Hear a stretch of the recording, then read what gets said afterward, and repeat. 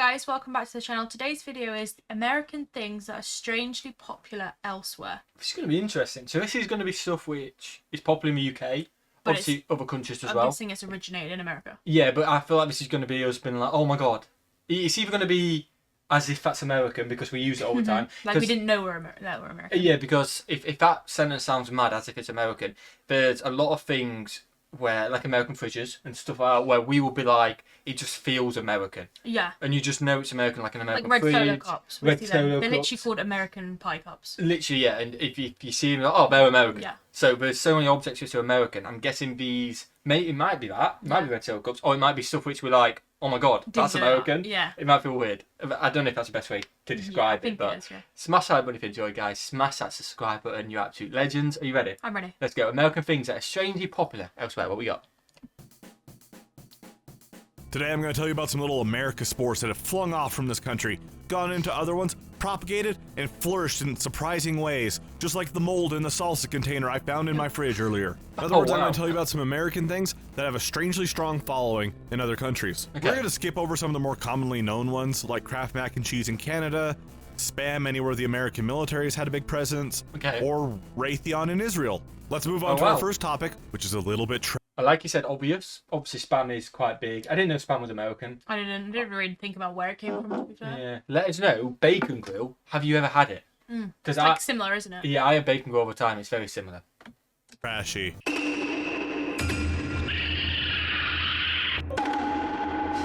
One night, I was sitting at home, I was watching an American and a Welshman harass a Japanese vending machine, and I saw something that caught my eye. See, they pulled out this little trinket that looked like a raccoon, and at the top it said Rascal. When I saw that, I thought that is a very specific piece of English that they've used on this Japanese product. I wonder if this has anything to do with the book I was forced to read in 4th grade. It turns out that it has everything to do with that book. The book I am referencing is Rascal, A Memoir of a Better Era by Sterling North, which came out in 1963 originally. A quick synopsis of this book is it's about the author growing up in Wisconsin in the early 1900s, specifically during World War I. Okay. And at some point he finds a baby raccoon and tries to keep it as a pet, which doesn't go well. And you may be sitting there thinking, what does this have to do with Japan? Well, I'm getting to that, calm down. In 1977, this book was turned into an anime, and it did very well and turned Rascal into a beloved character there. It was a somewhat common thing in this time period for anime to be made out of Western books. Another Western book with a weird amount of popularity in Japan is Anne of Green Gables, which got an anime a few years after Rascal. We don't actually care about that today though, because Anne of Green Gables is Canadian, and they won't share their Timbits with me.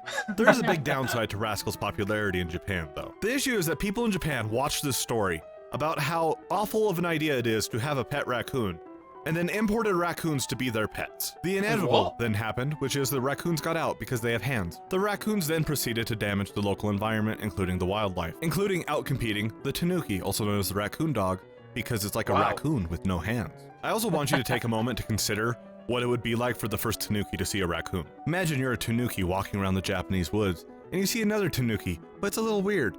And then it stands up and it's holding things in its hand. It kind of be like the first scene in Men in Black where the guy comes in out of the field, but the alien's inside him, and he starts like moving weird, but for a tanuki. Much to the relief of this panicked tanuki, the Japanese government is trying to exterminate the raccoons. The only issue is they're having about as much success as Australia's had with their wars with the emus, the rabbits, and the cane toads. Japanese enthusiasm for Rascal has been waning of late. It's largely just confined to like knickknacks and stickers and that kind of thing. So it's kind of like the Japanese version of Garfield at this point.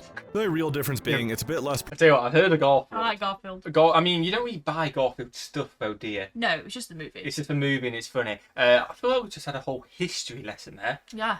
Like, that was on like raccoons. nearly 3 minutes of raccoons. Yeah, I was like so confused. Like, I'd never heard of Rascal. I thought we were going to be moving on to the next one. I'm prepping myself. And then we got a history lesson. Yeah. It's good to learn. It is good. Let us know, have you seen Rascal? It makes sense if it's been an anime, why potentially it's not as popular in England as Japan, because obviously that's where it is. Anime is extremely popular in Japan.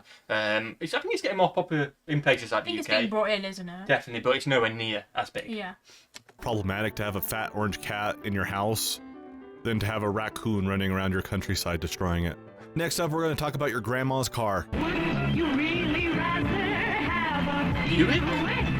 Buick is a car brand that many people are surprised is still alive. It feels like Buick should have shuffled off its mortal coil back in the 2000s with Pontiac, Saturn, Oldsmobile, but it didn't, and let me tell you why. While Buick only sold about 103,000 cars in the US in 2022, It sold 677,000 cars in China. Wow, That same big year, in the entire China. Ford Wow. F-Series of pickups, ranging from the electric Ford Lightning all the way up to the big F650, which is used for like box Wow. trucks and stuff. It only sold 653,000 units in the US. Not big in only is China, China then. buying up Buicks like hotcakes, they have models we don't get here in the US. See, Buick doesn't even make cars in the US anymore. They just have 3 slightly different crossovers, including one that I've never seen before called the Invista, which kind of looks like they're trying to make a knockoff of the Lamborghini Urus, kind of like Ford used to make the Fusion look like a knockoff of the Aston Martins from the time. But if Okay. we go ahead and hop on over to the Chinese site for Buick, we see that they still make sedans, like the LaCrosse and the Regal. They also make minivans, including this one, that's just called the Century, which Ooh, used to be kind of a that's shitty nice. car. Unique. But over there, it's the swaggiest ass minivan I've ever seen. It has the Rolls-Royce roof with the stars in it. After hearing all Wow. this, you may be thinking, why? In China, Buick has this perception of being the car that you're in if you're important. And a big part of this is actually why they're your grandma's car in the US. A lot of Chinese government officials rode around in Buicks, and a big part of this is they're big comfy cars, but they're not as flashy as like a Mercedes or a Rolls or a Cadillac. However, the trend of Chinese officials riding around in Buicks is starting to wane. The quality of Chinese cars has improved drastically, which leads to Chinese officials wanting to ride in them because that looks good because they're supporting a local company, which is Okay. fair for them to do anyways. The politicians in major car producing countries are usually only seen in domestic cars. Having said that, I did get a really funny image in my head of Joe Biden driving up to the White House in an R34. Here is my artistic representation of it. With that said, let's move on to something with Yeah, even imagine just like a bit of American muscle or something like that. That is a strange one. I would say that is a strange one. Yeah, Like, not popular in the US really. Massively No. popular in China. but it's made in the US. Made in the But it well, was not ma- anymore. originated. But originated American company, and like we have never heard of it either. No, I don't think it's ever made it to the UK. It's It mad has, not in our lifetime. Yeah, what we've seen anyway. Yeah, what we know. It's mad just the perception of things from different countries. You have this one thing in one country, and the whole country's perception is completely different to another's. Yeah. Do you know what I mean? It's the same brand, in theory, same cars, but the perception completely Yeah, different. it's weird, isn't It it? is mad. your skin than Joe Biden. Oh yeah, we have KFC. You're probably sitting there thinking that I'm going to It's tell you big about over here. KFC in Japan and about how they buy it on Christmas and everything. That's But mad. I'm not. I'm not going to talk about that for 2 reasons. First of all the Japan YouTubers have already beat that dead horse into Tesco lasagna. And 2, I don't want this to be too Japan heavy. Instead, what we're talking about is some KFC sales numbers that I found interesting. About Okay. 25% of KFC sales comes from China, which is Wow. not surprising to me. Fried chicken's Okay. also a thing in China. They're about 1/6 of the world's population, and I had previously heard that the Chinese KFC did a collab with Genshin Impact. They are also not our focus. After that, about 15% of their sales comes from the US, which is also not surprising. It's from here. No, Yeah. the thing I have an issue with is the next 2 countries on the list. What on earth is wrong with you, United Kingdom and Australia? How are you each responsible for 7% of their sales? What do you Australia, you have a smaller population than Texas, and somehow you are eating almost half as much chicken? Yeah, I think we've contributed to 1% of that. Yeah, we're definitely, yeah. Not the Australian one, Yeah. obviously. I mean, I would be happy that other countries are contributing to. I feel like in England, obviously now we're getting more American fast foods come over. It's probably changing. Yeah, I feel like we've now got Five Guys in the UK anyway, like Wendy's. But I'd KFC say, slowly. yeah, but I'd say 10 years ago, right, before the other American fast foods come through, KFC was probably the McDonald's. you only had 3 fast foods. Yeah, KFC. KFC, McDonald's, Burger Burger King. And it normally went, McDonald's was a favourite, KFC for anything chicken related, and then Burger King was like, yeah, I'll have that. For a change. Do you know what I That's mean? what we have in Jersey. That's all we have in Jersey as well. So I think that's why, because it's only one of the main options, isn't it? Yeah. It's Is the good, I entire like it. United States? And UK people, how can you be out here talking up your Nando's, your fish and Oh, chips, Nando's. your wonderful Indian food, and then you're gobbling the Colonel's meat with this veracity? You two need to get it together. Work on yourselves. Next topic. Disney. Yep, that's everywhere, surely. Specifically, one kind of Disney product. Since the year 1941, 210 million Captain America comics have been sold. In the year 2005, Disney sold 114 million Disney comics. Wow. The European viewers watching this are thinking, wow, that's slightly surprising. The American viewers are thinking, what the fuck is a Disney comic? You see, although they're basically Wait, what? non-existent in the United States, comic books starring Disney characters like Donald and Mickey are extremely popular in Europe.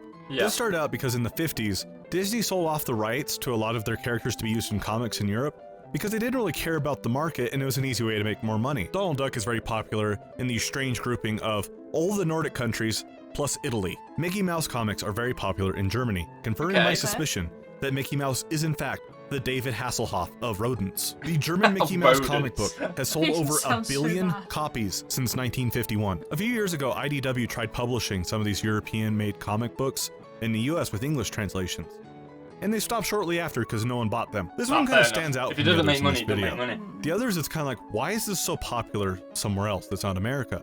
This one, it's... I wouldn't say it's too popular in England. No, I've seen them, but I wouldn't. No, I wouldn't say that. It's not like superhero comics, obviously. Yeah, not just single. But I don't know about Disney. superheroes. I don't know about Donald Duck one. No, I've never seen that. I've never seen that. Why is this not popular in America? After all, America is the home of Disney. There's tons of Disney adults. It's permeated our culture to the point that it almost got away with putting a theme park next to one of the major Civil War battlegrounds, and yet they cannot sell a single comic book here. Okay. Next up is probably the most That is a bit unexpected weird. entry on this list. What? I told you it's unexpected. You see, there are communities made up. Confederacy. Yeah. I don't know. Millie said that quietly. I don't know if it picked up what she Said said. quietly for a reason. Yeah. Of the descendants of Confederate sympathizers in Brazil. During the Reconstruction period after the Civil War, there were a lot of disgruntled Southerners, and a lot of those disgruntled Southerners knew how to run cash crop plantations.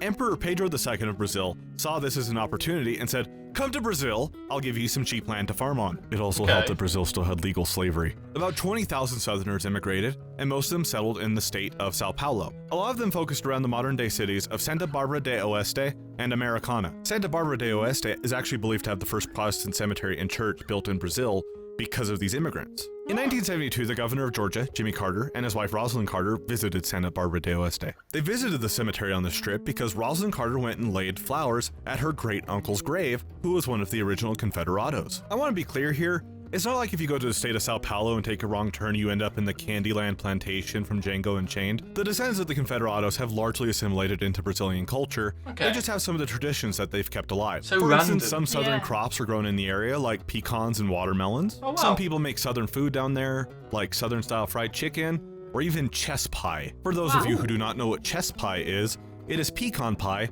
hold the pecans. I would argue that Okay. chess pie is a low tier pie, below even just chocolate pudding pie, and nowhere near higher tier pies like pumpkin, pecan fudge, key lime, or cheesecake, which is a pie because it is filling in Is a it a crust pie? and not a glutinous structure. Also, Okay, every year I guess they it hold an is. event called Let Festa us know in the Confederata. comments. This is like a little festival where some of the men will dress up like Civil War soldiers, some of the women will dress up like Scarlett O'Hara, and they eat American food, and all the proceeds go to preserving Oh, the historic Brazil. buildings. The Confederado descendants have even helped raise money to build a museum of immigration in Santa Barbara do Oeste, which is all about how great immigration has been for Brazil. That's all I got for you today. That's Wow. cool. I hope you... I mean, That again, was really, really, really informational. that's a good video. It started off a lot history lesson, Yeah. and then some things we'd heard of, interesting things as well, and then more history lessons. Yeah. I like thinking he Um, backed himself up. Yeah, he backed himself up. He didn't just say a fact, and we'd be like, "Oh, let us know in the comments." Even though I did say that at the end, but I Things want we to, haven't heard of. yeah, things we haven't Few of heard them. of. But it was fun, wasn't it? It was good. Smash that like button, guys. Smash that subscribe button. Let us know what else we should react to in the comments below. And what should we do? Have a fantastic day. And I'll see you legends in the next one. Peace.